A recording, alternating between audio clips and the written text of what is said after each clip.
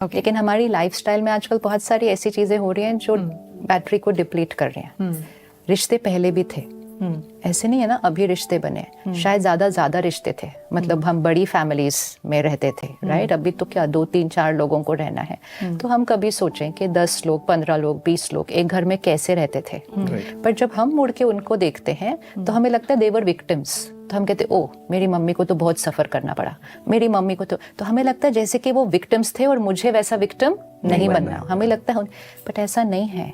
Adjust करना is part of life, झुकना is a part of life, बातों को 1 सेकंड में खत्म करना is a part of life. हमने सोचा ये सब मुझे नहीं करना, ये मेरी शक्ति घटाएगा, ये हमने सोचा। तो हमने सोचा नहीं, हम तो छोटा परिवार छोटा करते करते तो वो बहुत ही छोटा होता जा रहा है और करते करते तो एक जना बैठा अकेले कमरे के अंदर, अपना लैपटॉप, अपना फोन और एक डॉग, उसके साथ क्यूट रिश्ता बन जाता है सबका आजकल। क्योंकि हमने सोचा वो हमारी शक्ति को घटाएगा, बट एक्चुअली वो हमारी शक्ति को बढ़ाता है। If I bend it strengthens me, लेकिन if I stay like this I am stiff, that's not strength. तो जितना हम झुकते थे, एडजस्ट करते थे, हम कितने लोगों के साथ एडजस्ट कर सकते थे, हमारी रेजिलियंस हाई थी। तो 30-40 इयर्स पहले हमको डिप्रेशन वर्ड नहीं पता था। तो डिप्रेशन तो उनको होना चाहिए था ना जिनको 10-15 लोगों के साथ एडजस्ट करना पड़ता था, उनको होना चाहिए था ना depression, if that was a victim feeling. हाँ, वो 2 मिनट रो लेते थे तो कोई बात नहीं। अगर मैं बेंड हुई, मेरे को दर्द हुआ, मैं 2 मिनट रो ली, लेकिन फिर उसके बाद वापस बैक टू नॉर्मल। 2 मिनट नाराज हो जाते थे, लेकिन उतने कमरे ही नहीं थे कि अलग अलग कमरे में जाके रह सकते थे, अपने आप ही ठीक हो जाते थे। So this builds up resilience, this builds up resilience.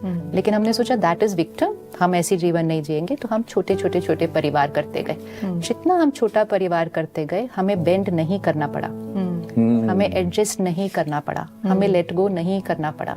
हमें सोचा that is good, but actually उसने हमें इमोशनली वीक बनाना शुरू कर दिया। तो इतना वीक हो गए कि अब हम वो 2 लोग भी नहीं कर पा रहे। My God, अब हम 2 लोग भी right. नहीं कर पा रहे ना, इसीलिए फिर डिवोर्स बढ़ गए। जब आप और मैं स्कूल में थे, कितना डिवोर्स, मतलब it was so rare, at least I remember when I was, it was so rare कि मतलब कोई बताता भी नहीं था अगर होता। Absolutely. Because it was taken like a stigma. क्योंकि जो चीज नहीं होती वो स्टिग्मेटाइज्ड होगी कि ये तो मतलब ये गलत है, और सिखाया भी जाता था ना ये गलत है, आप निभाओ रिश्तों को। अब आज के बच्चे कहेंगे देखो कैसे बोलते थे, निभाओ, वापस मत आओ, उधर रहो, सो दे फील वो वोकैबुलरी गलत है।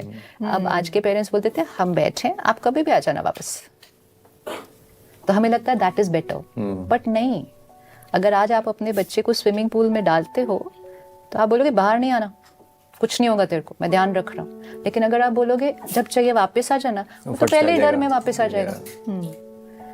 So it looks like that was difficult, but actually this is difficult now. ये डिफिकल्ट हो चुका है अब कि हमारे रिश्ते में हम वो स्ट्रेंथ नहीं ला पा रहे हैं, एंड इमोशनली खुद अफेक्टेड हैं। और अब वो इमोशनल नहीं, अब वो फिर एक मेंटल हेल्थ इशू बन जाता है। वो बन गया। अगर हम जॉइंट फैमिलीज में आज होते हैं ना, तो ये सब नहीं होता। भारत वो देश और संस्कृति नहीं है जिसमें डिप्रेशन होना चाहिए। डिप्रेशन वहाँ होता है जहाँ हम अकेले रहते हैं। जैसे कुछ देशों में पॉपुलेशन कम है, छोटे परिवार हैं, बच्चे यंग एज में चले जाते हैं, पेरेंट्स अकेले रहते हैं, उसमें फिर अगर एक पार्टनर नहीं है, तो ये देश ऐसा थोड़ी है, यहाँ तो अकेले रहने की जगह नहीं मिलेगी। But why do we have depression today? Why is it increasing? Low emotional resilience. Right. तो रिश्तों में रेजिलियंस बहुत अच्छी बनती है। एक्सप्लॉइट नहीं होना चाहिए और वायलेंस नहीं सहन करना चाहिए, बाकी संस्कारों के साथ